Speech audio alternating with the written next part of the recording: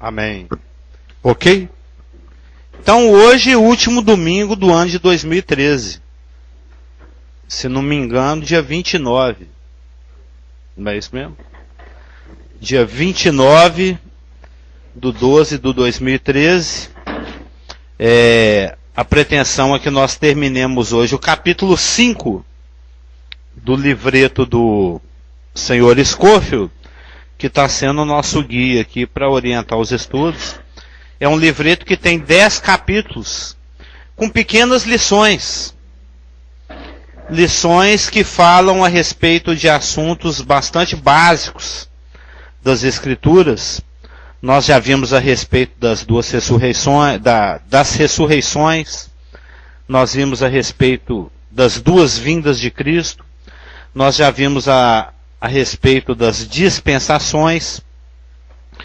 E do domingo passado para cá nós estamos vendo que existem 5 tipos de julgamentos diferentes que são descritos nas Escrituras. Ao contrário do que muita gente pensa, não existe só um grande julgamento final, aquele da balança gigante. Existem 5 julgamentos diferentes, pelo menos 5 julgamentos diferentes, que são descritos nas Escrituras. Um deles, e o principal de todos, foi aquele que aconteceu aproximadamente 2000 anos atrás, que foi o julgamento dos pecados da humanidade na pessoa de Jesus Cristo. Existe também, e esse é a base de todos os julgamentos, o julgamento de todos os pecados da humanidade na pessoa de Cristo. Existe também o julgamento do crente pelo crente mesmo, porque nós temos a mente de Cristo, e nós vamos ver isso hoje. Então o crente tem o poder de auto-julgamento. Existe também o julgamento das obras dos crentes, das obras daqueles que nascem de novo na presente dispensação. A dispensação chamada da igreja, a dispensação que vai desde o dia de Pentecostes até o momento do arrebatamento da igreja, que nós também vamos ver, que é o julgamento das nossas obras. Existe um quarto julgamento que aparece também nas Escrituras, que vai ser o julgamento de Israel e das nações, que vai acontecer no final da tribulação. E por fim, existe aquele julgamento que muita gente acha que é o único julgamento que existe, que vai ser o julgamento dos perdidos lá no final do milênio. Só os mortos ímpios que vão ser julgados. Então o primeiro desses 5 julgamentos, desses 5 juízos, foi aquele do qual nós falamos na semana passada, que é o julgamento dos pecados da humanidade.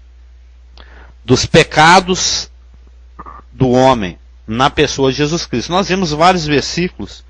Nós vimos que ele não morreu só para aqueles que são nascidos com a letra A, ou só para aqueles que têm os cabelos amarelos, ou só por aqueles que têm os olhos azuis, ou só por aqueles que têm os olhos puxados, ou só por aqueles que são narigudos, no caso lá dos judeus. Mas ele morreu por todo o homem. O João Batista, e o interessante é que a mensagem primordial do João Batista é uma mensagem ligada ao estabelecimento do reino messiânico. Porque Malaquias 4, quando profetiza a respeito de João Batista, 400 anos antes dele nascer, fala que ele seria uma pessoa que prepararia o caminho do Senhor. Ele é o auxiliar de pedreiro, vamos dizer assim, né? Jesus é o pedreiro e ele é o auxiliar de pedreiro. Ele vai preparando a massa, misturando o cimentinho ali com a água, com a areia.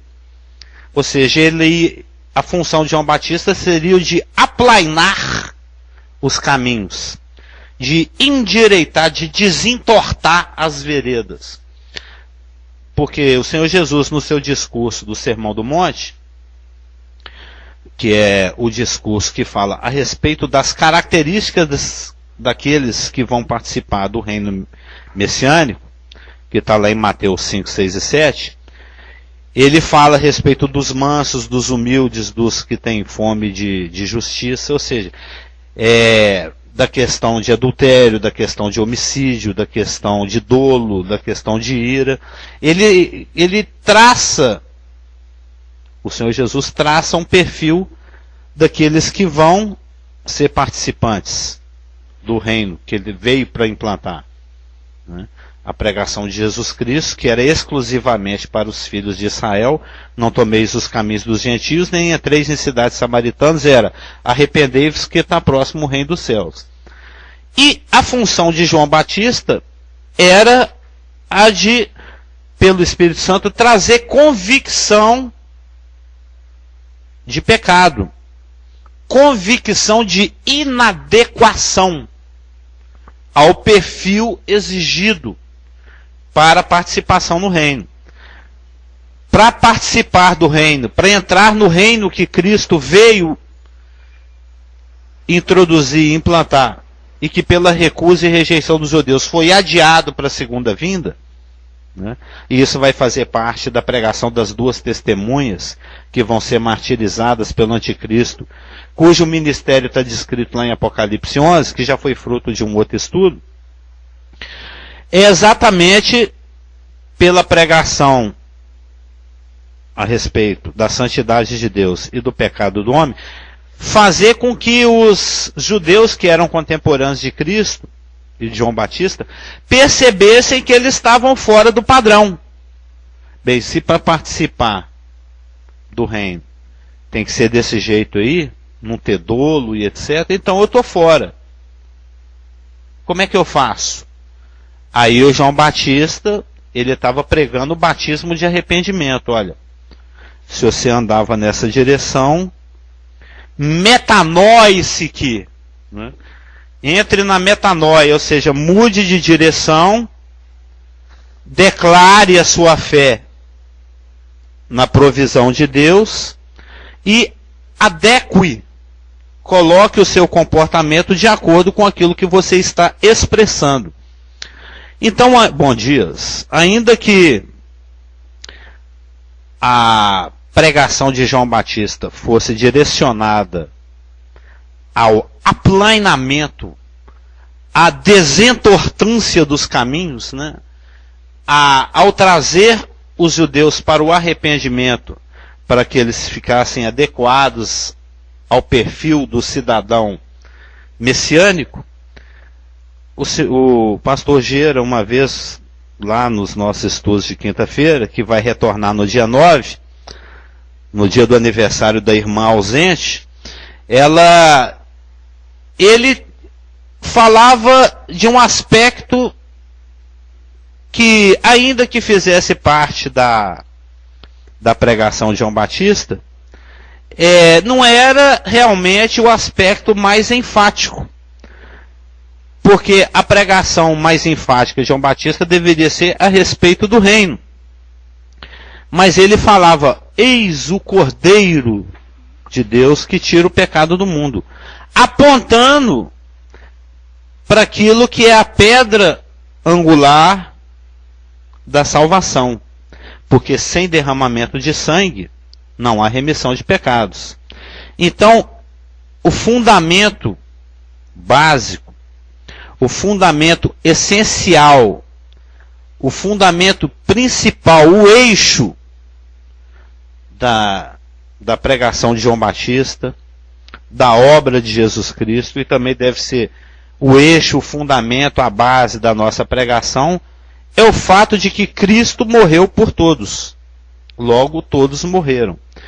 Então, o nosso estudo dos 5 juízos, porque a Bíblia narra a respeito de 5 juízos, fala exatamente desse primeiro e principal julgamento, que foi o julgamento dos pecados de toda a humanidade. Porque Deus estava em Cristo, reconciliando consigo mesmo o mundo, porque Ele é o justo e justificador de todo aquele que crê. Ou seja, a questão da justificação, de nos tornar justos, nós que éramos injustos, não há um justo nem sequer um. A questão da propiciação, porque ele é a propiciação não somente pelos nossos pecados, mas pelos do mundo inteiro, está lá em 1 João 2,2. E propiciação significa colocar novamente numa posição na qual se possa receber o favor, tendo em vista que antes se estava no estado de inimizade. É isso que o grego quer dizer. A palavra que já leram essa palavra nas escrituras? Propiciação. E ele é a propiciação pelos nossos pecados. Filhinhos, não pequeis. 1 João 2, 1 e 2. Filhinhos, não pequeis. Se todavia alguém pecar, temos um advogado junto ao Pai, Jesus Cristo, o justo. Porque a base do seu sacrifício, que é a base da nossa pregação, é a sua justiça. Aquele que não conheceu o pecado, Deus o fez pecado por nós, para que nele fôssemos feitos justiça de Deus. Ou seja, nele reside toda a justiça, e em nós somente injustiça. A gente tem pressa para pecar, a gente gosta de pecar. A nossa natureza puxa para isso. O nosso pé é rapidinho para correr atrás do que não presta. A nossa boca adora falar o que não deveria. O nosso olho adora, gosta demais de olhar para o que não deve ser olhado. Então, isso é Romanos 1. Né? A gente é nascido para pecar, feito perfeitinho para o pecado. E nele é o contrário. Ele é feito para o não pecado. Então, agora pode, que agora está gravando. Por isso que ele assume o nosso pecado e nos imputa, né, nos atribui a sua justiça. E todas essas obras, a justificação, a propiciação, a imputação, a substituição, todas elas que formam a grande obra tetelestada, consumada de Cristo, têm como base alicerce a sua morte na cruz. Eu acho que eu já comentei isso com você semana passada.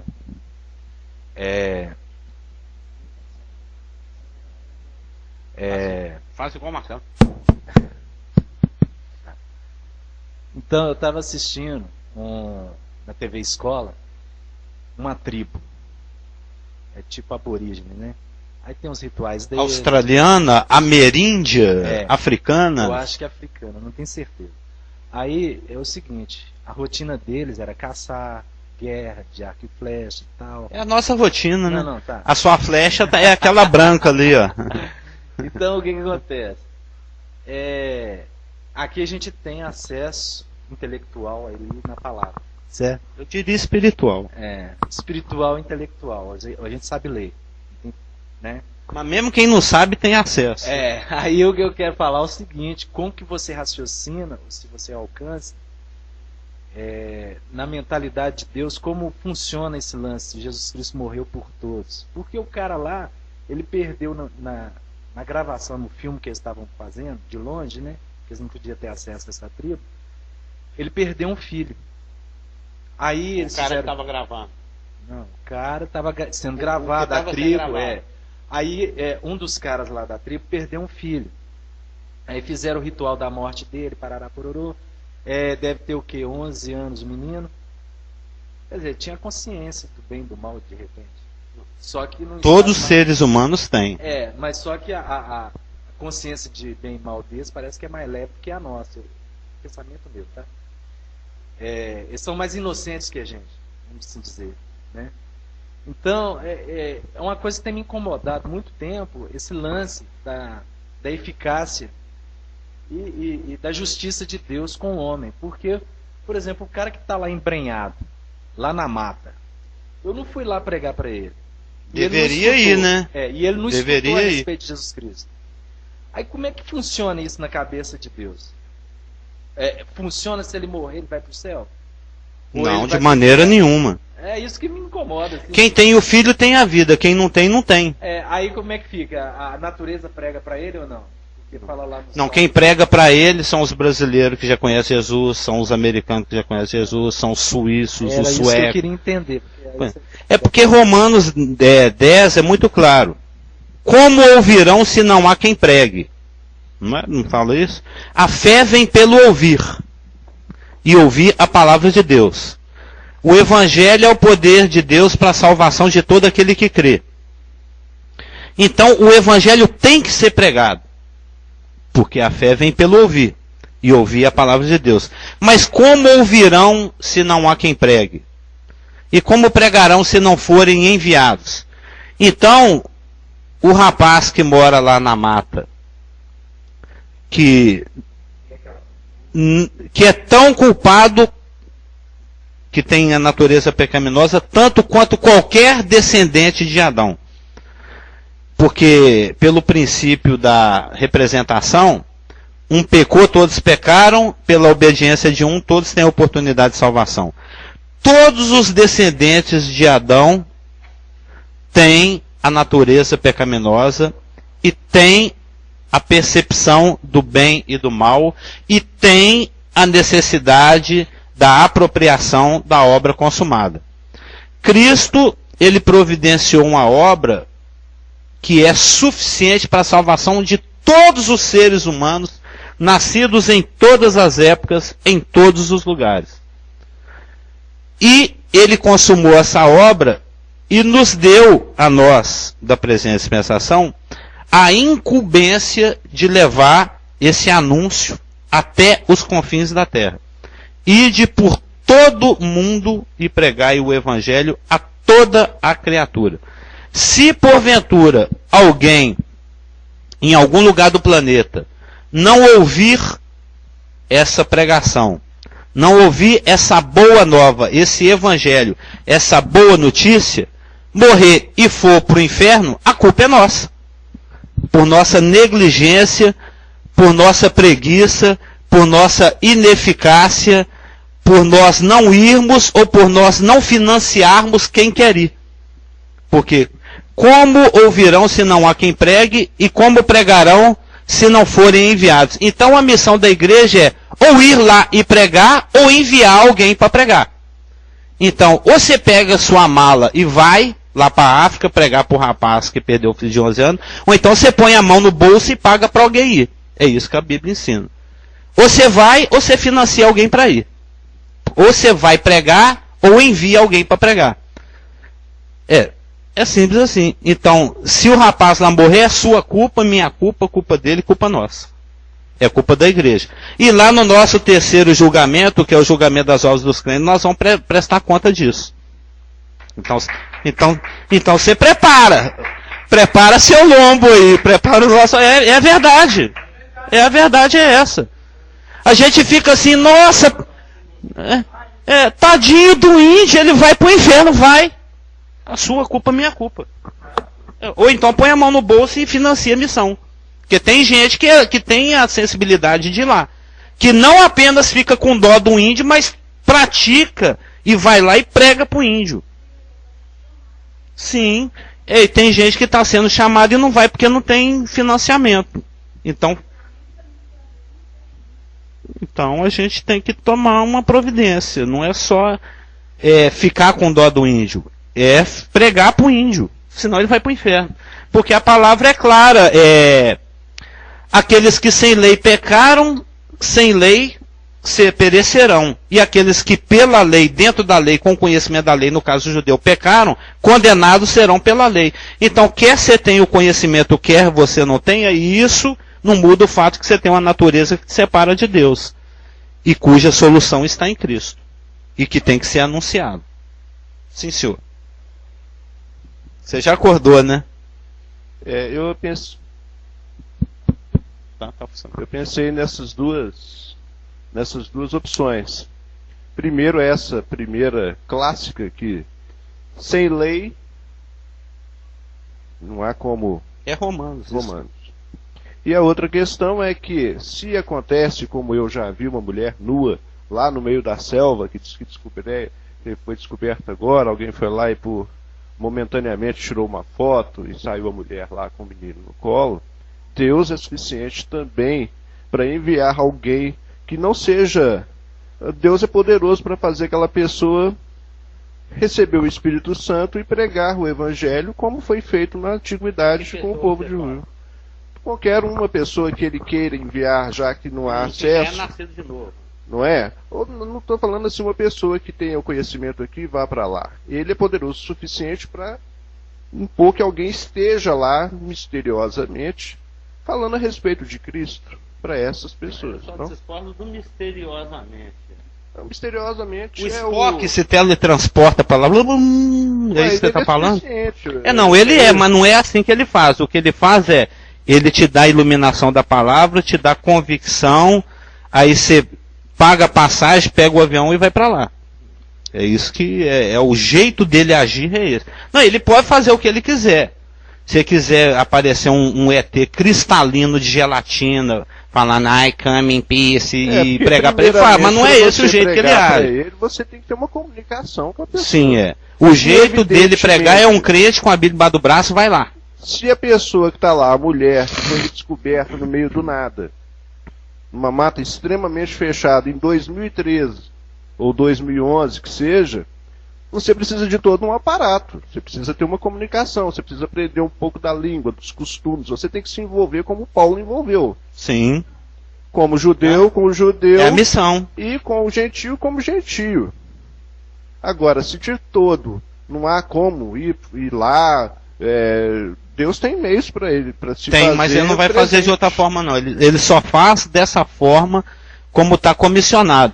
Ele treinou 12 homens. E esses 12 homens, um se perdeu e foi substituído pelo Matias. E esses 12 homens treinaram outros homens. Né? Porque ele falou, ide fazer discípulos. E essa coisa está perpetuando desde o dia de Pentecostes até hoje. É o que a gente está fazendo aqui. Prega para o rapaz na Praça 7, ele chega aqui cru, sem saber de nada. Aí a gente fala, olha, a obra consumada é composta de um monte de coisa. O Espírito Santo é uma pessoa que nos habita. Olha, muitas coisas vão acontecer no futuro. Ensina escatologia, ensina como é que funciona a igreja. E também fala, olha, e a função da igreja é pregar o evangelho e anunciar a Cristo. Você sabia que morre X mil crentes perseguidos por dia no mundo? Você sabia que existem tantas culturas que ainda não conhecem a Cristo? Aí o Senhor mexe no coração daquela pessoa e ela fica incomodada com aquilo. Aí o Espírito Santo chama a atenção dessa pessoa em particular para alguma cultura, para algum grupo de pessoas, para algum país, para algum continente, né? Aí ele trabalha através da palavra dele. A única forma de Deus trabalhar é através da sua palavra, iluminada pelo Espírito. Aí ele fala para aquele rapaz que eu não sei se já tinha casado ou se era recém-casado, que fala assim, ó, eu vou te mandar lá para as ilhas. Aí aquele espírito da ilha fica queimando, você conhece essa história? Aquele versículo da ilha fica queimando no coração daquele rapaz. Ele já era casado, ou tinha acabado de casar, não sei. Aí ele pesquisa assim, onde é que tem ilha nesse meu Brasil aqui? Eu falo, tem a ilha de Marajó, também tem uma capital brasileira que fica numa ilha, é chamada Florianópolis. Aí Deus vai movimentando outros irmãos, que tem a disposição de pôr a mão no bolso, vai trazendo convicções, sempre através da palavra iluminada pelo Espírito Santo. Se você enfiar a mão no bolso, por dó, por compromisso, por obrigação, lá no julgamento das obras de Cristo, vai queimar. Tem que ser algo que o Espírito Santo te dá convicção. O Espírito Santo te dá convicção, para você dar muito, para você dar pouco. Aí você financia aquilo. Aí a pessoa vai para lá e fica lá o tempo que Deus quiser. E ele vai falar com quais pessoas Deus quer que ele fale. E se ele não for, ele vai prestar conta por negligência. Se ele não falar com todas as pessoas que Deus quer com quem ele fale, ele vai prestar conta por negligência. E se ele ficar lá mais tempo ou menos tempo do que o tempo que Deus quer que ele fique, ele vai prestar conta por negligência. Se bem que aqui no Brasil, eu até comentei, eu comento de vez em quando com as pessoas que estão mais próximas, porque é uma observação. No caso é a Marta, né? Ela sempre senta do seu lado. Que aqui no Brasil, por exemplo, todo mundo conhece. A situação é diferente de uma pessoa dessa, Marcelo. Porque aqui todo mundo conhece, já ouviu falar. Isso aí não adianta ninguém falar que não escutou. Todo mundo de alguma forma, ou no católico, ou no espírito, todo mundo conhece. Agora a pessoa que está na roça, a pessoa que está no mato, como essa mulher, ela não tem nada. Quer dizer, pensa-se que não, né? Não, no Brasil tem tribos que ainda estão... Outro dia mesmo eu vi na reportagem o avião tirou foto do rapaz jogando flecha no avião. Você deve ter visto também aqui no Mato Grosso, parece, fronteira com o Pará, alguma coisa assim. Mas isso tudo faz parte, porque o Senhor da igreja é Jesus Cristo. E Ele nos ministra e nos orienta através do seu Espírito. E o Espírito nos fala através da palavra. É só uma questão de sensibilidade. Se isso é uma coisa que te incomoda, fica aberto ao Espírito. Fala com Ele, fala comigo. A gente não tem essa mania. Eu já trabalhei com muita gente que tem essa mania aí. Fala comigo! Né? Fala com Ele, fala comigo. Né? Pede Ele, falou, Senhor, se eu tenho me incomodado tanto com relação a esse assunto, você quer que eu pegue o Jordan e a Cida e vou lá para a África? Eis-me aqui. Tô indo. Largo esse táxi aqui, ó, pego uma canoa, tô indo lá para a África, lá para o meio da Amazônia.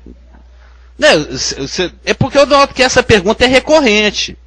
Isso é uma coisa que te incomoda. De repente você tem uma vocação missionária para pregar para índio. Então se coloca à disposição. Pode ser que ele te mande, pode ser que ele não te mande. Não precisa ter medo, não. Ficar dentro da vontade de Deus é a melhor opção. Independente de qual seja ela. Né? Pregar na garagem ou pregar na mata, dá na mesma. O importante é estar dentro da vontade de Deus. Duas coisas. Número um, a questão do IT, né? Você falou tão bem, explicou a questão das pessoas que morrem sem ouvir, aparentemente sem ouvir. E hoje ele só tem o dia 19 de abril, né? Como diz a poetisa. E a responsabilidade da igreja de pregar o Evangelho de Jesus Cristo. Se a igreja pregar, está pregar. Se não pregar, ninguém prega. A grande comissão do IT de Atos capítulo 1, versículo 8, Mateus capítulo 28, versículo 20. E de pregar o Evangelho. Foi dado, comissionado para a todos aqueles que são nascidos de novo. E alguns, como você falou, vai na linha de frente. Outros ficam e sustentam aqueles que estão na linha de frente.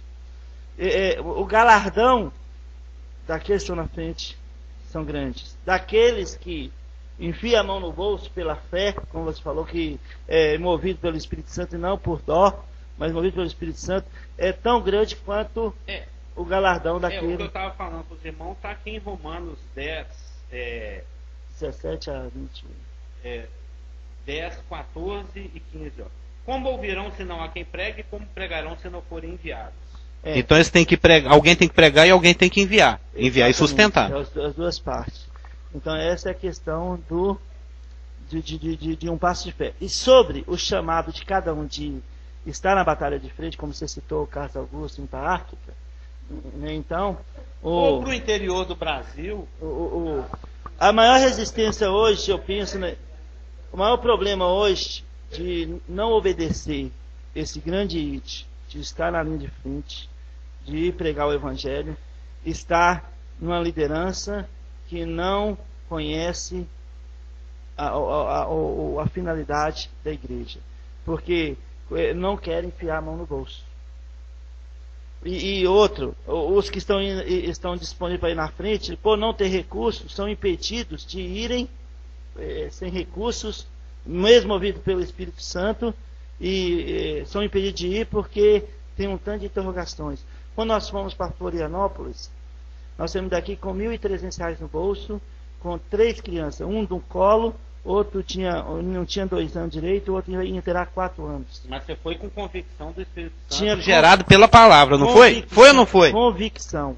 E gerado pela palavra. Houve muitas críticas, e nós fomos assim, e no último momento, quando estava acabando o dinheiro, Deus levantou uma casa onde nós começamos a igreja, onde a igreja foi implantada, e 3 meses depois, a liderança de Belo Horizonte foi lá e queria que eu retornasse para Florianópolis por causa de recursos de Belo Horizonte, queria que eu retornasse por causa de dinheiro.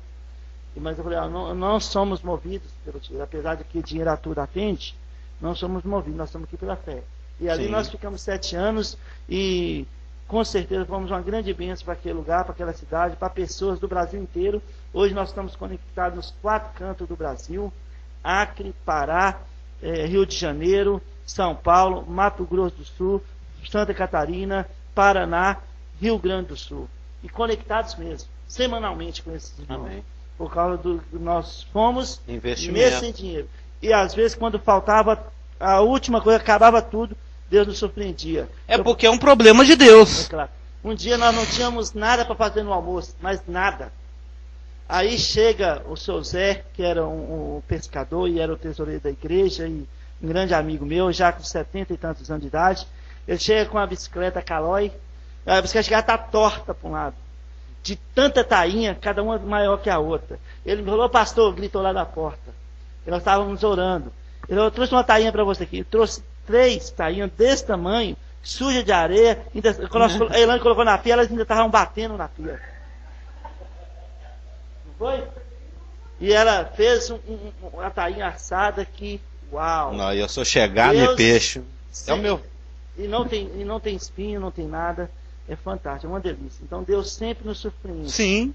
Então, se Ele não pode trazer a provisão para comprar, Ele levanta o irmão para ir lá e buscar no mar e trazer para a gente. Amém. Então funciona. Mas a questão é...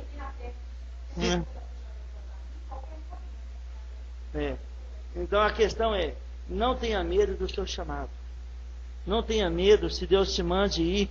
Não fica fazendo contas. No afraid. Não, se eu tiver minha sustento, se eu tiver dinheiro no bolso, se eu tiver... essa a mentalidade de hoje. E infelizmente, por isso, outros missionários... A primeira mentalidade é: eu estou aqui. Não, porque depois, O resto é resto. depois que nossa família saiu dessa forma, foi decretada uma nova lei na igreja que não poderia mandar se não tivesse seu recurso próprio. E resultado: ninguém mais foi. Ninguém mais saiu. Satanás é bastante burocrático, né?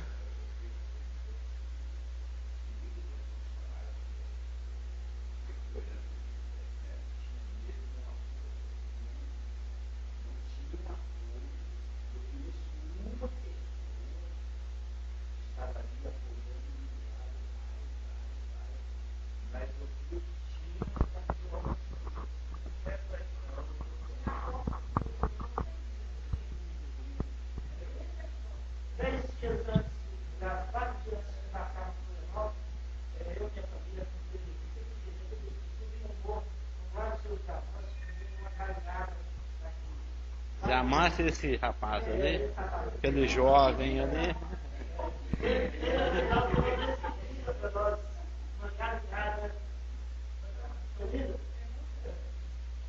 Você está muito emotivo. Tem uma questão, eu estou me colocando aqui também, porque eu penso, eu falo o que eu penso.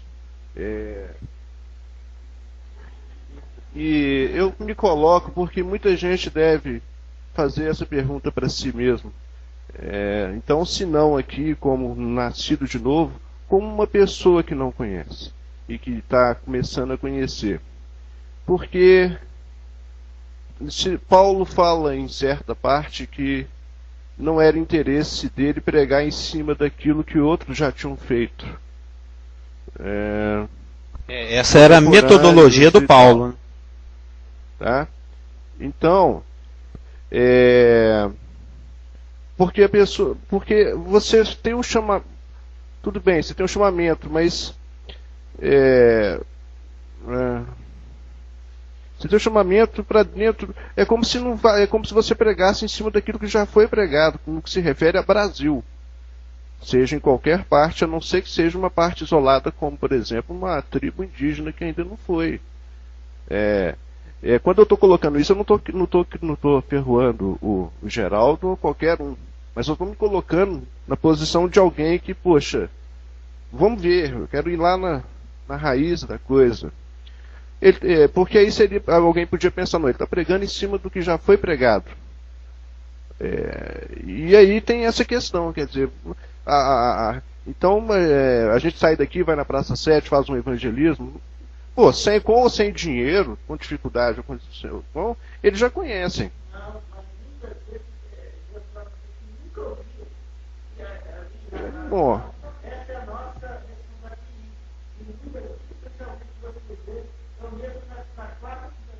Pois é. Bom, você pensa Mesmo assim, porque... eu tenho uma visão um pouco diferente. Eu respeito. Eu estou me colocando, atenção no que eu estou falando, estou me colocando como uma pessoa já não como no corpo, fora do corpo. Porque, poxa, você demorou 4, eu demorei talvez 5, meu irmão me pregou, entendeu? Mas...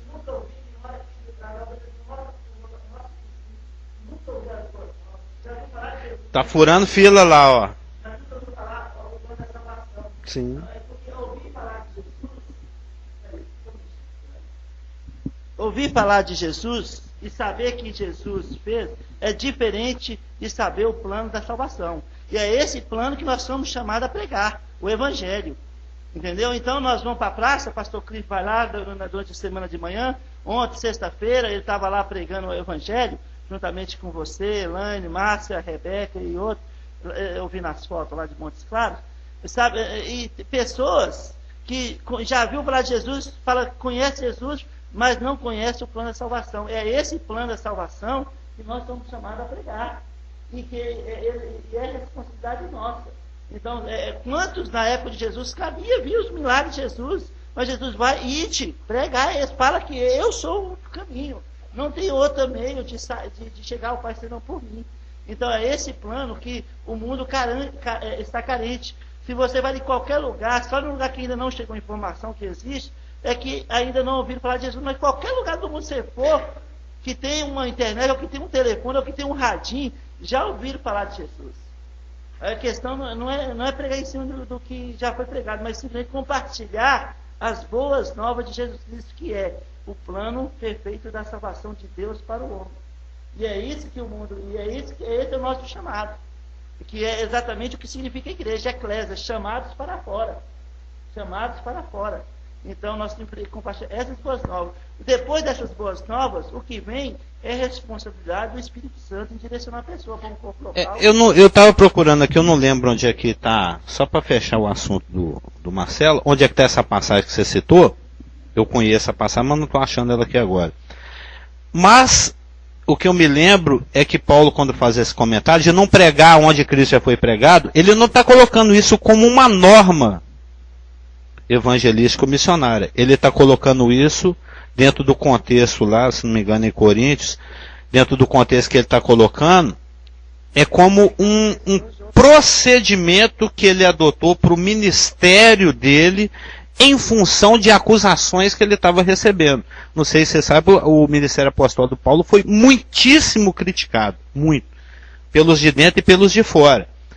Então, ele, como ele era uma pessoa que gostava de evitar o disse-me-disse, né, a fofoca, o murmurinho, ele adotou esse procedimento pessoalmente, que pode ser um procedimento que possa vir a ser adotado por alguém que se disponibiliza a evangelizar ou a ser missionário, mas que não é algo imperativo.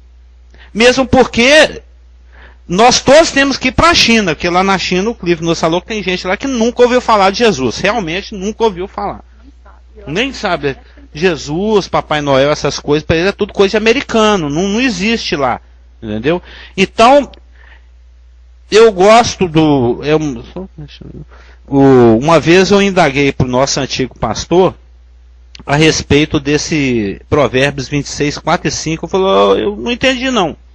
Que Provérbios 26, 4 e 5 fala o seguinte, ó, não respondas a um insensato segundo a sua estultícia. E no 5, ao insensato responde segundo a sua estultícia. É para responder ou não é? Aí ele me falou assim, Carlos, né, o nosso antigo pastor, aguarde, eu até anotei aqui, ó, aguarde instrução situacional. Numa determinada situação, Deus vai querer que você responda, em outra determinada situação, Deus vai querer que você não responda. Ou seja, é o link com o Espírito. Vai ter uma determinada situação em que o Espírito Santo vai falar, vai lá na Praça Sede, onde todo mundo prega e prega. Ou seja, você vai, entre aspas, contrariar o princípio paulino. E vai ter outra situação em que Deus vai falar com você, ó, eu quero que você vá e pregue onde ninguém nunca pregou. O que está de acordo com esse princípio que você citou aqui. você vai ter que aguardar uma informação situacional. Ele tem esse procedimento, mas isso não quer dizer que seja uma norma para todos. Senão não tem jeito. Exatamente.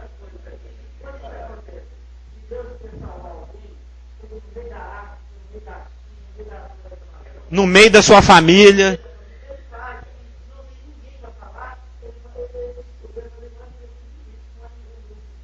Isso que eu ia falar.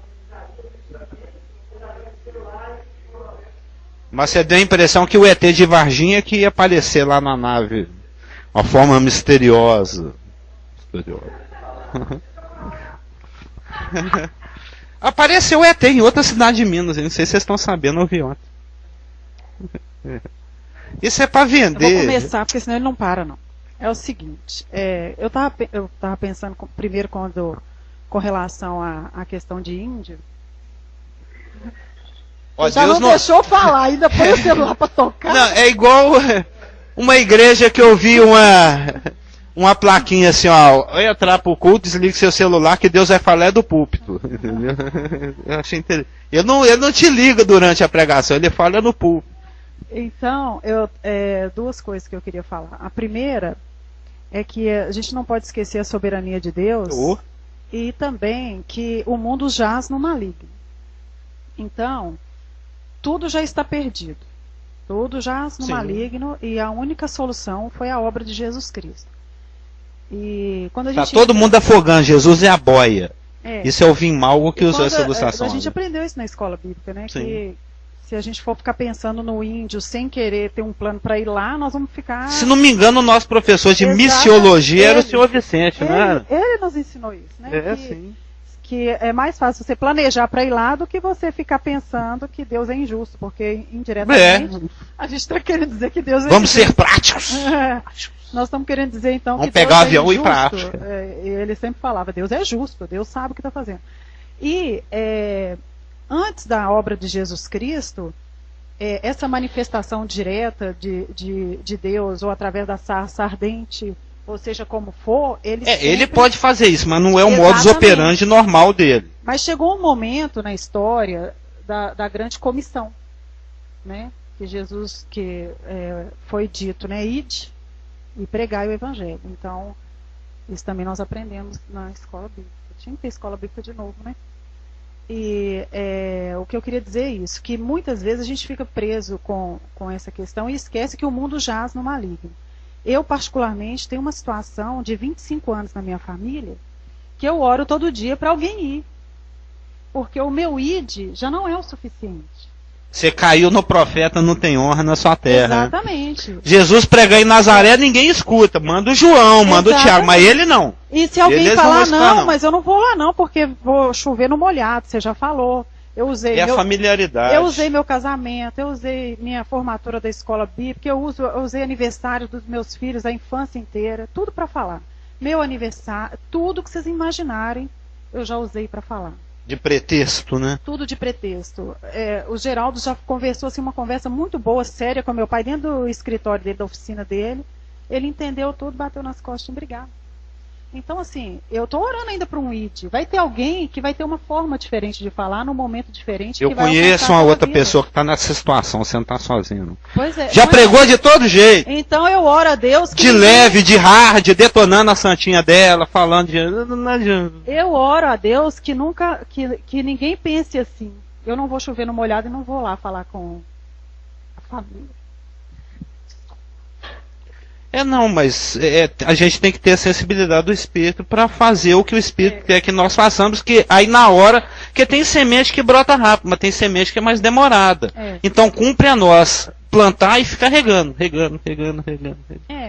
E a outra coisa que eu queria comentar era exatamente sobre essa questão de quem está distante, quem não tem como falar, as tribos. Aqui em Minas Gerais, tem tribos no interior.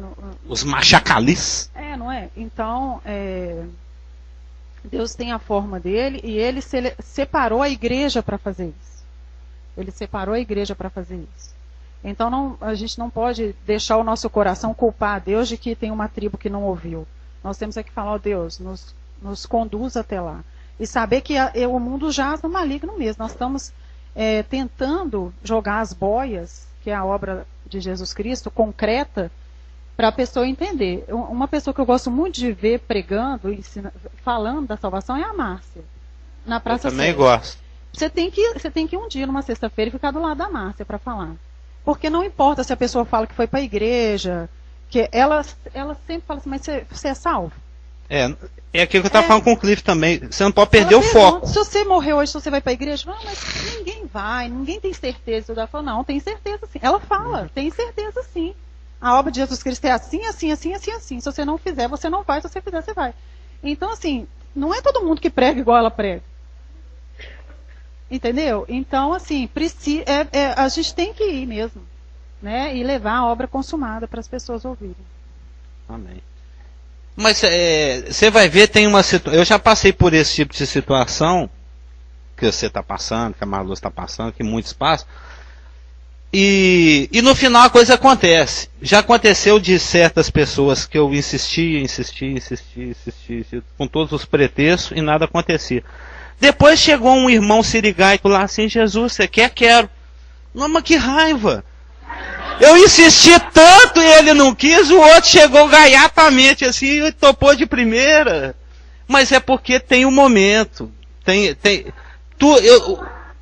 O que eu percebo, seja a pessoa que chega na praça para ser evangelizada, seja um parente que demora décadas ou segundos para converter, ou até nós mesmos, tudo é uma questão de coração. Deus, ele vai lá e sonda o coração, ele sabe o que está acontecendo lá dentro.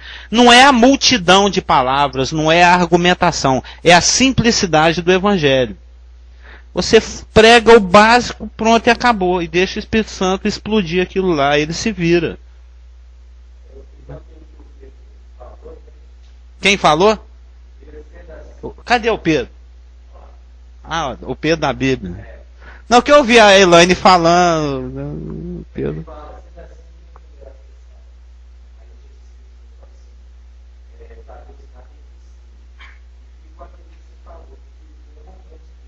Sim.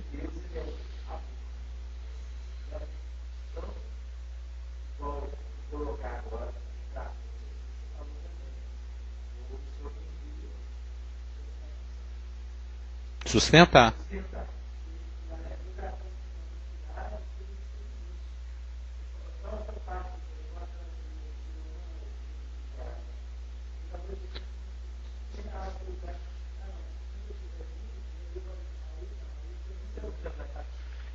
E me fez lembrar uma passagem que fala que nós vamos colher se não esmorecermos. Você tem que persistir e perseverar. Então não desista da sua família, não.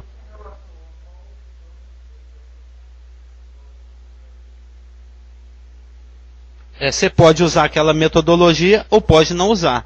Depende do que o Espírito vai te falar.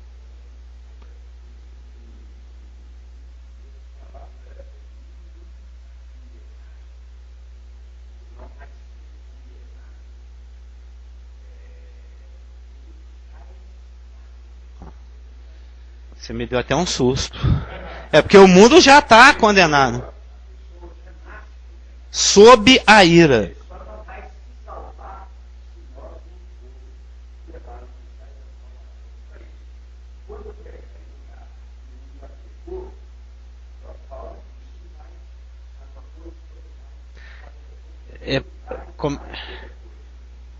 Paulo plantou, Apolo, como é que é? Paulo plantou, Apolo regou, uma coisa assim.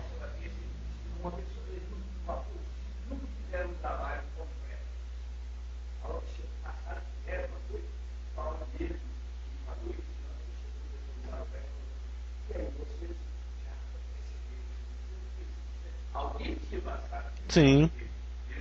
Mesmo porque a gente não faz o trabalho todo, é um trabalho corporativo.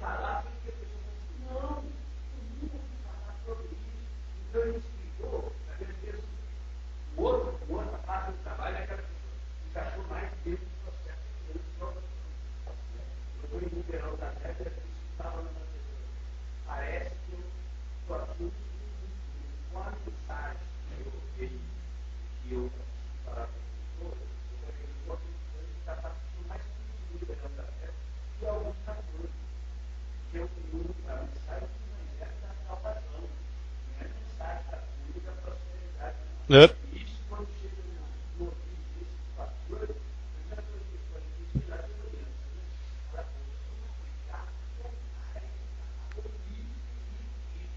Sem querer, eles mesmos estão levando para que eu falo com o outro.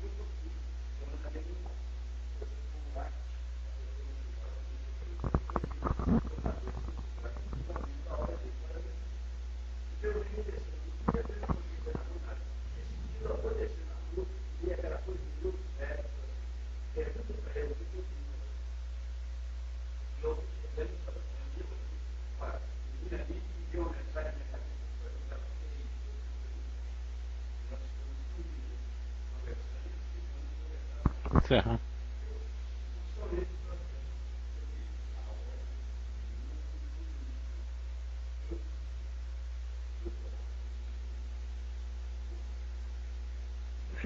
Joga uma aguinha.